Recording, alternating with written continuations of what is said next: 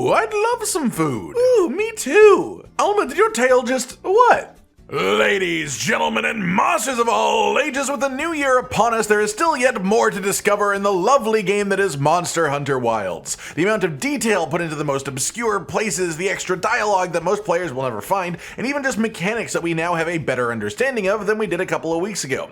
There's lots of interesting things going on both in and around Monster Hunter as a game that people often don't see or experience, but I think that knowing about them enhances the Monster Hunter journey, and so when I find them out, I love to share them with you all. We did one of these fairly recently, so I won't be going back over any of the stuff we talked about there, but a number of you left comments on that telling us about even more of this stuff, and on top of that I found some more of my own too, of course. So we have another round of cool and interesting things that you probably didn't know about in Monster Hunter Wilds, and thank you to anyone who did submit stuff in the comments last time too.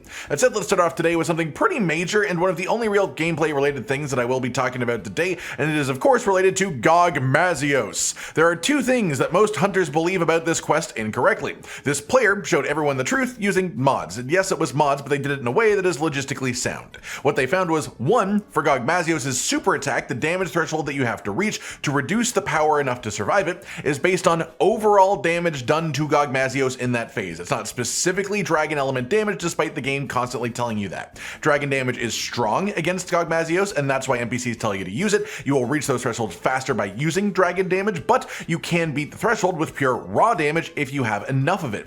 The other half of this then is the knockdown out of flying mode. A lot of people think that you need to reach a damage threshold on the wing arm specifically when he does his sort of half falling down on the ground animation, but it is again just damage in general, not specific in that way. Just do enough damage while he's in that stance and he will fall over completely no matter where the actual damage hits him.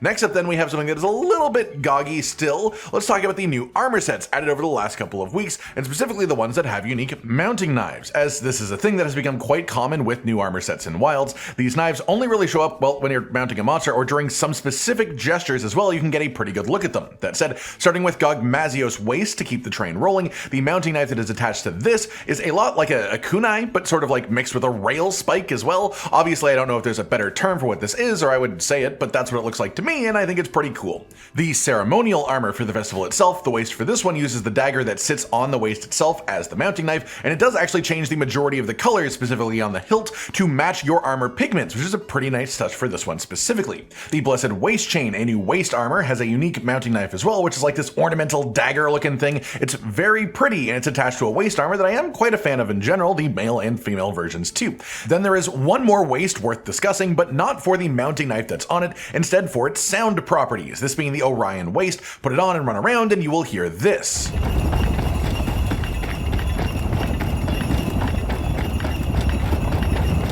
That's right, this armor, this waist piece specifically, makes jingling bell noises as you run around, really amplifying the holiday spirit of those who wear it and those around them, which is very fun. One more note for these new armor sets as well, the ceremonial set, which is the proper festival set, it has a bonus visual effect that only happens if you have all 5 pieces of the armor equipped as layered. You can mix the male and female sets to achieve this, and you can hide your helmet in the options and it will still happen, but it must be all 5 pieces of armor from the set equipped in layered slots. If you do that, you'll get this like floating star trail around your hunter. It will also be a little bit more noticeable as you're moving around. It's not crazy bright or flashing, but it's just another one of those details that you might never find in the game if you don't choose to specifically put on all 5 pieces of this at the exact same time. On the note of equipment then, there are a couple more things too. First, this one is technically just layered as it is a pendant, but this is the Poogie Ball Pendant. This is a pretty exclusive thing that was handed out to people who attended the Monster Hunter Festa events in person. We got our codes for these from Jono, the lovely community manager for the game, thanks to him very much. And aside from them just being adorable, of course, there's a really fun extra detail that they really did not need to do for these pendants, but did. If you look at them up close, you might notice that the Poogies also have like little music notes that pop out of them beside their head, and every once in a while, if you listen close, you will hear them oink a jingle.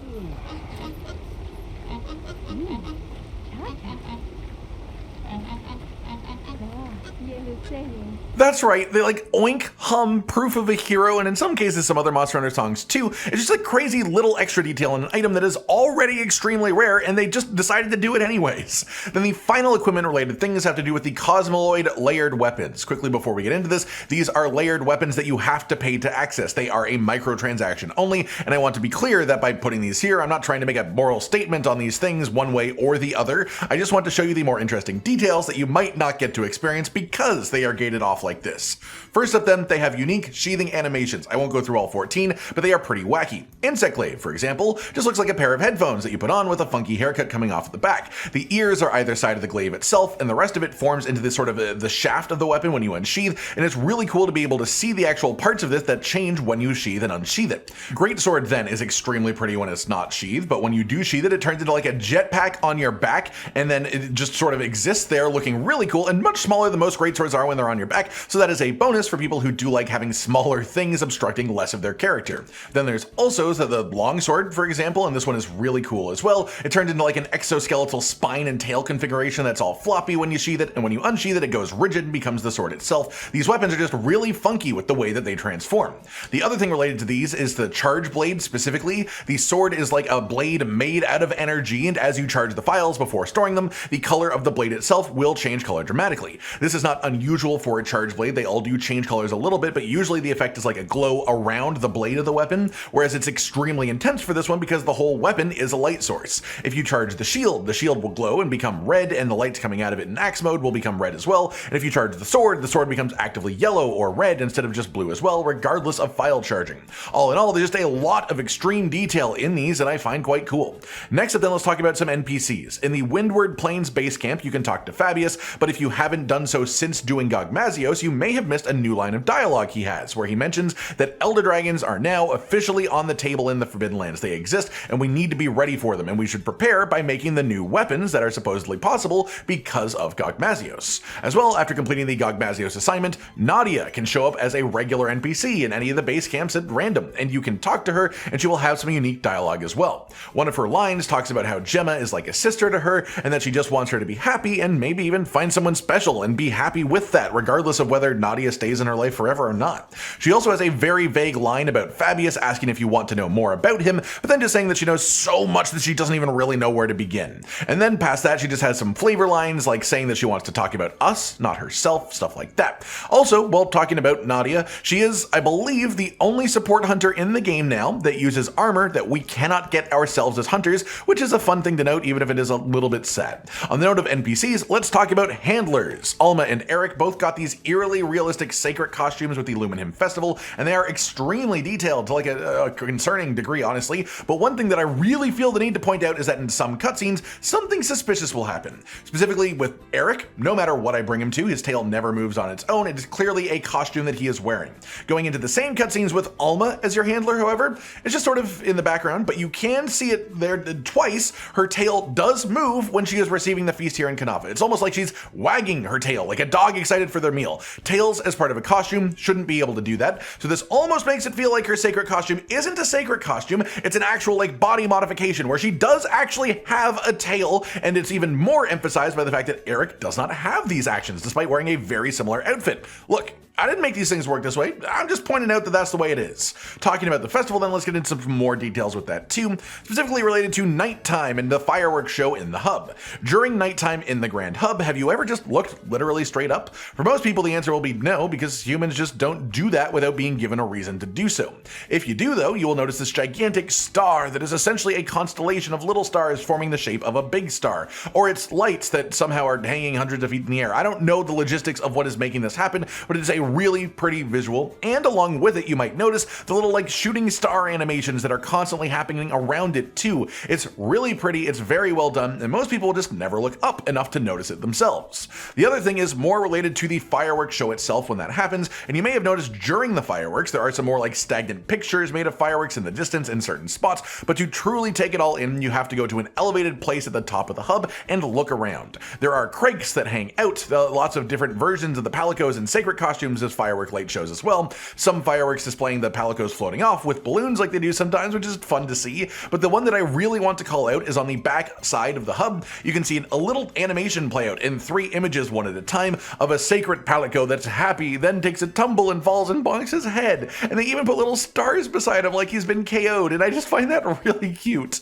After that, a couple more things in game, and these are related to Jin Dahaad, the embodiment of winter, in Wilds at least. The arch-tempered quest for him is called heart of Judeca. And for those who are unaware, Judeca is the name of the innermost part of the deepest circle of hell from Dante's Inferno, a place that is essentially a cold, icy prison for the inhabiting souls. As well, this doesn't apply to Arch-Tempered Jin Dahaad, but fun fact you may not have known is that you can actually make a Jin Dahaad investigation that starts the quest in the third area instead of the first area. The way to do this is very specific, but on rare occasion you can have Jin Dahaad show up as like a map event on the regular iceshard cliffs, and when he does that you can do the thing where you save him as an investigation for future use like any other monster, but because of how that system works, it always will start the monster in the investigation from the zone that they were when you saved that investigation. So if you time it right with Jin Dahaad, you can basically just get him to start in the third zone of his fight when going on for the investigation itself. It's pretty specific, but it's a pretty fun detail. Finally then, we have two things out of the game that I really need people to be more aware of, which are a couple of collaborations exclusive to Japan.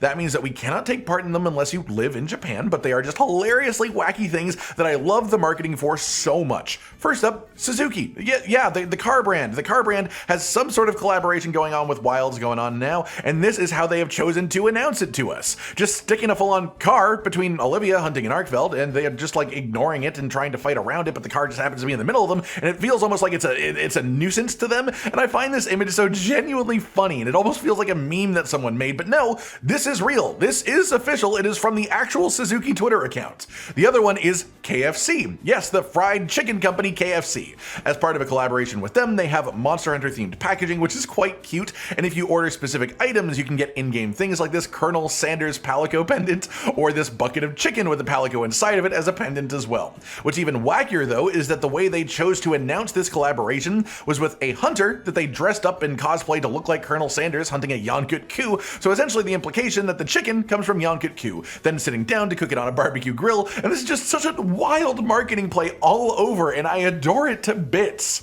That just about does it for today, everyone. A bunch of stuff that you probably didn't know about in Monster Hunter Wilds with the new recent updates and the festival as well. I hope you've all enjoyed this, and hopefully you've gained a bit of extra love or respect for some parts of this game that you may not have realized before. Like if you liked the video, subscribe to the notification bell for more, and most importantly, ladies and gentlemen, until next time, stay sweet. Josh, Cotton, and Hollow with the videos, dropping the humor like a hammer on your tippy toes, bringing entertainment on a daily arrangement to take our insanity and turn it into entertainment. Yes, I said entertainment twice, to reiterate that it is nice to look into your faces on a mostly daily basis when you let us in your homes to make the whole world a stage. Goodbye.